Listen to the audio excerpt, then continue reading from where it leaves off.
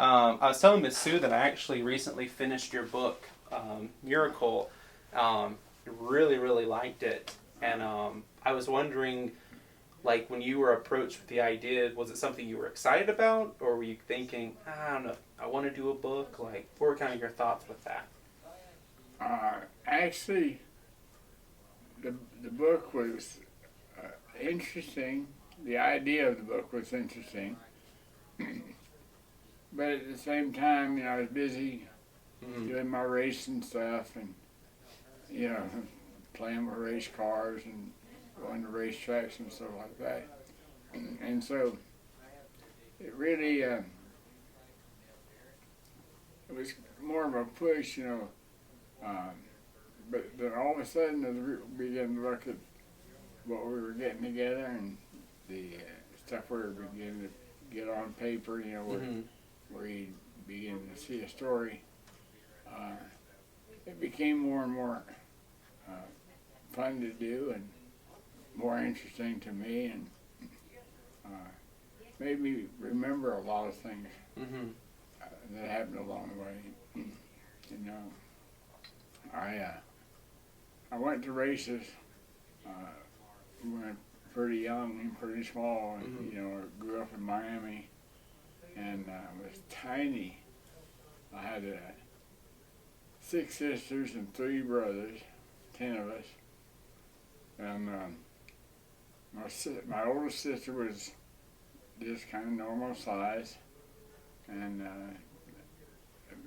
a fairly nice looking girl. My second sister was big but really attractive. And then next was her brother, and he was kind of the average size. And I was next, and I was tiny.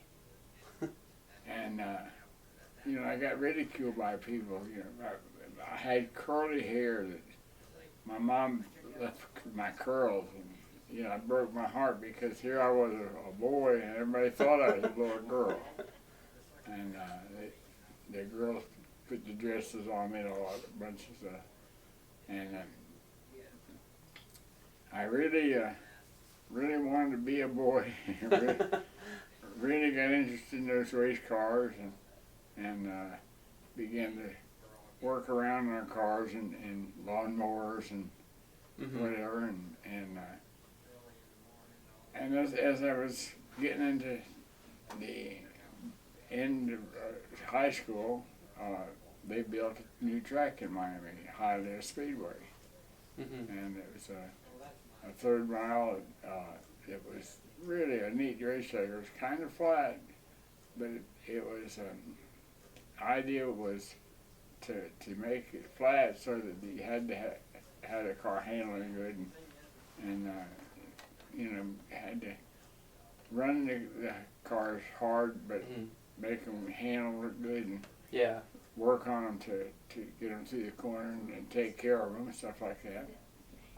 And so I went out there and watched the races, and so I was coming up into a senior in high school, and a friend of mine that actually was the high school quarterback had a 38 Chevy coupe that he'd taken the fenders off of, and it painted blue and yellow, had a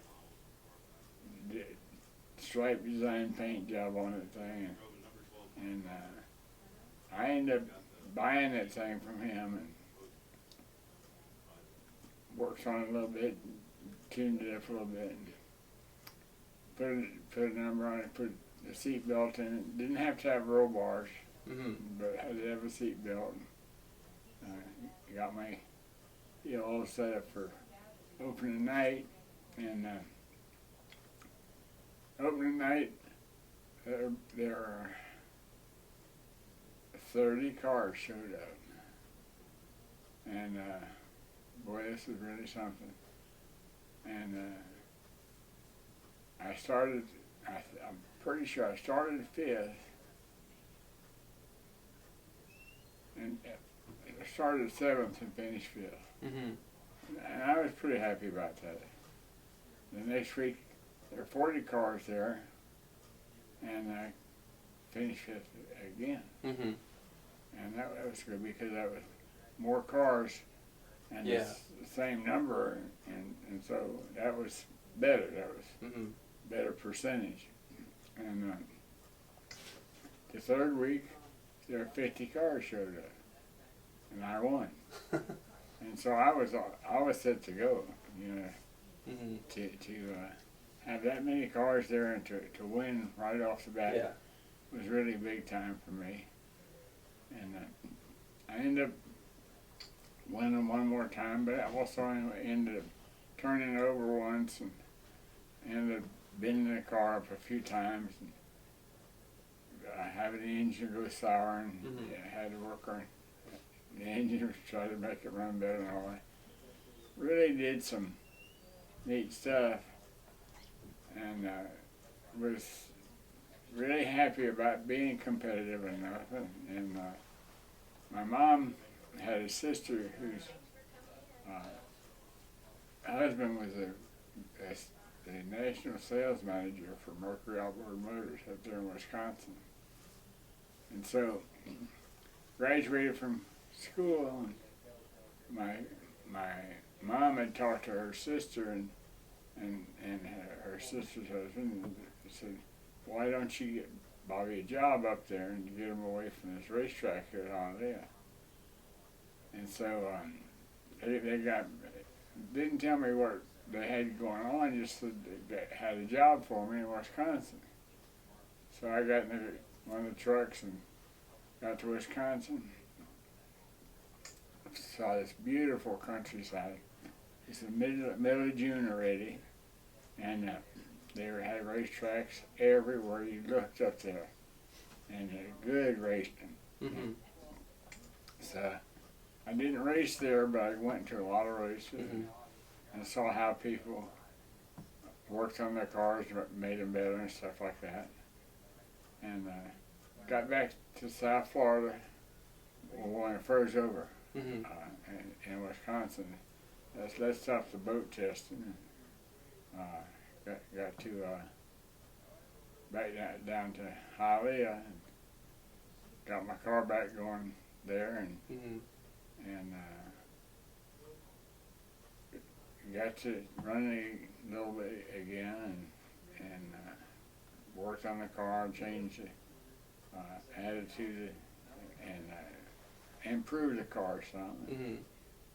And then went to work on improving the whole deal. And I had a chance to go to, well, while I was with Keykeeper, you know, I did get moved over from the outboard motor division over to the race car shop.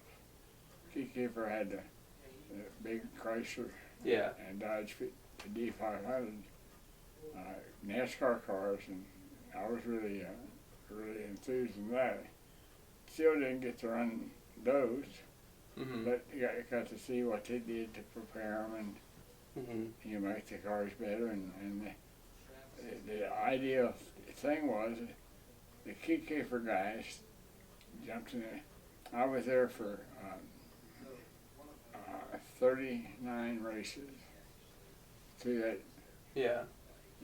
for that year until I ended up going home at the end of the year. Mhm. And we had run 39 races and had won every NASCAR race.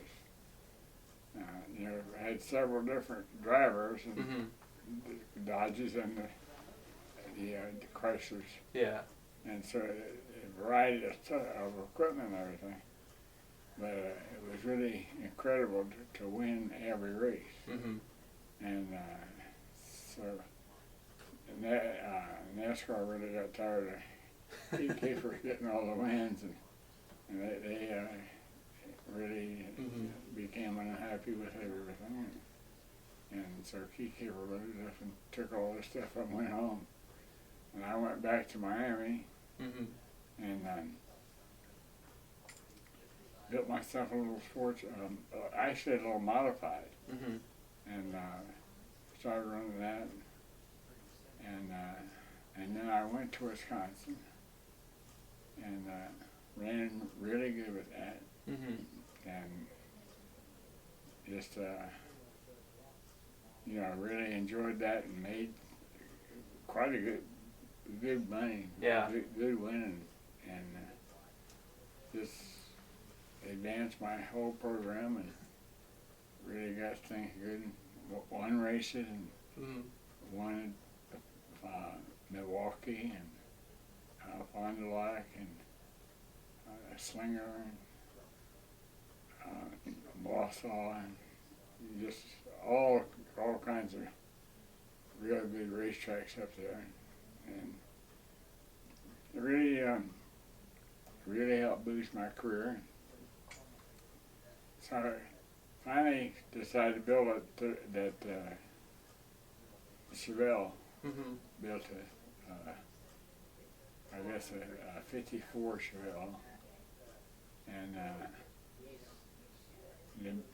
they had a weight to displacement deal, you know, cubic inch for the weight compared to the displacement.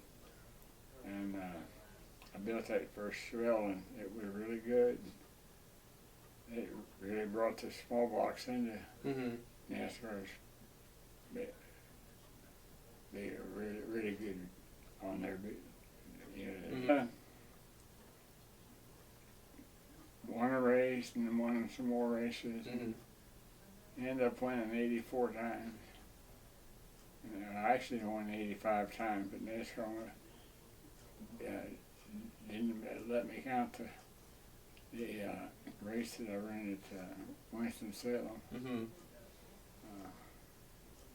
The same stuff counts now, but it didn't count then. And they never would give me the credit for it. As time went on, I kept trying to get it all the way until France died, but still hadn't got it yet. But still trying to get it. One of these days, maybe I will. You were mentioning racetracks earlier. I know last year I did a documentary on Somerville Speedway with Charlie Powell and all, and I know that there were some good stories from you back then.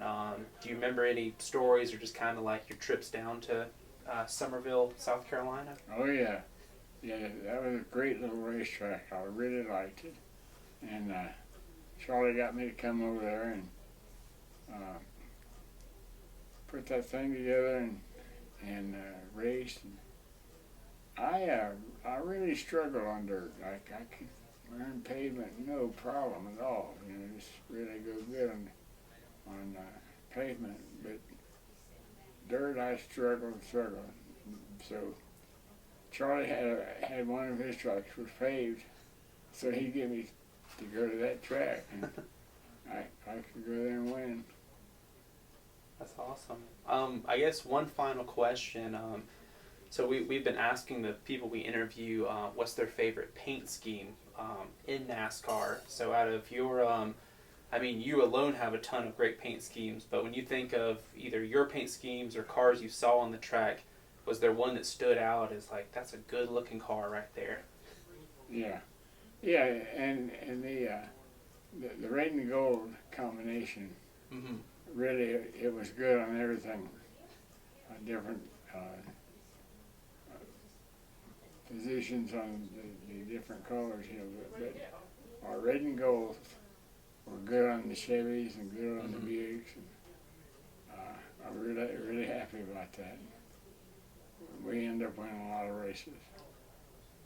Gotcha. Well, thank you so much for taking a little bit of time to do a little impromptu interview with us, Bobby.